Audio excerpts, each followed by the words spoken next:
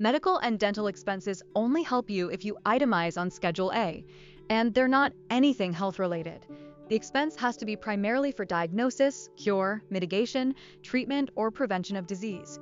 Think medical necessity, not general wellness. On the EA exam, they love mixing in gym dues, vitamins, and cosmetic procedures to see if you can spot the non-deductible items.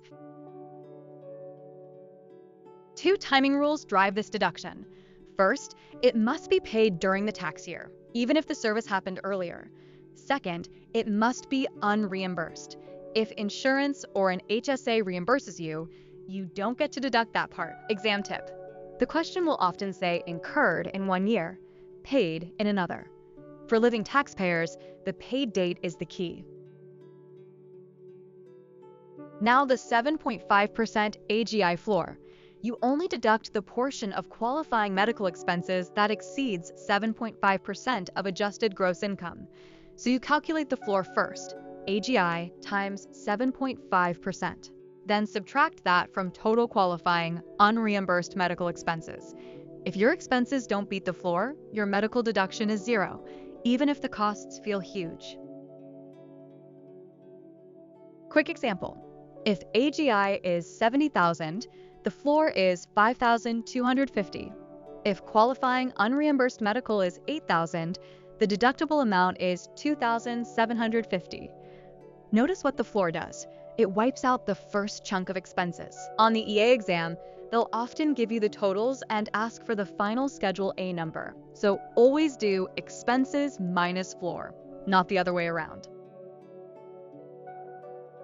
So what qualifies? Common winners include doctors and hospital bills, nursing home costs including meals and lodging charged by the facility, prescription drugs and insulin, dental and vision care like glasses, contacts, and LASIK, and certain treatment programs like drug or alcohol addiction treatment.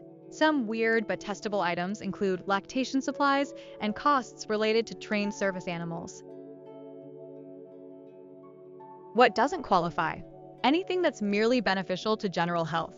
That's your vitamins, spa treatments, gym memberships, and wellness vacations. Also, watch for cosmetic procedures.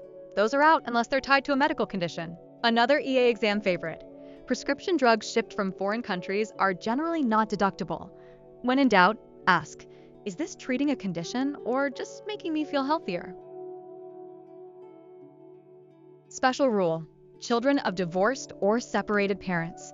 If the child is claimed as a dependent on either parent's return, each parent can deduct the medical expenses they personally paid for that child. It doesn't matter who claims the dependency. The payer gets the deduction, assuming they itemize and clear the 7.5% floor. This shows up on exams as a who gets it question. Sabrina has $9,000 of medical expenses in January, but she can't pay the bill. A few weeks later, she meets Ethan, and they marry on June 1st. After they marry, Ethan pays all of Sabrina's outstanding medical bills. Which statement is true about deducting these medical expenses, including the idea of filing jointly versus separately? Think about it. The correct answer is that Ethan can deduct the medical expenses he paid for his wife, whether they filed jointly or separately. The key is the paid rule and the spouse rule. He paid the expenses during the year for his spouse, and the fact they were incurred before marriage doesn't block the deduction. The tempting wrong choice is only if they filed jointly, but that's not the rule here. Leah has wages of $40,500 and no other income.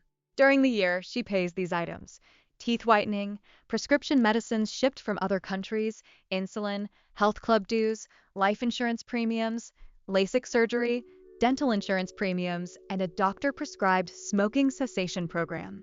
What total is her qualified medical expenses before applying any income limitation? Think about it.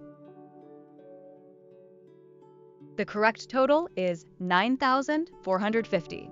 Include insulin at $300, LASIK at $6,700, dental insurance premiums at $2,000. And the doctor-prescribed smoking cessation program at $450. Exclude teeth whitening as cosmetic, exclude health club dues as general health, exclude life insurance premiums, and exclude prescriptions shipped from other countries because they're generally not deductible. Then you'd apply the 7.5% AGI floor after this step.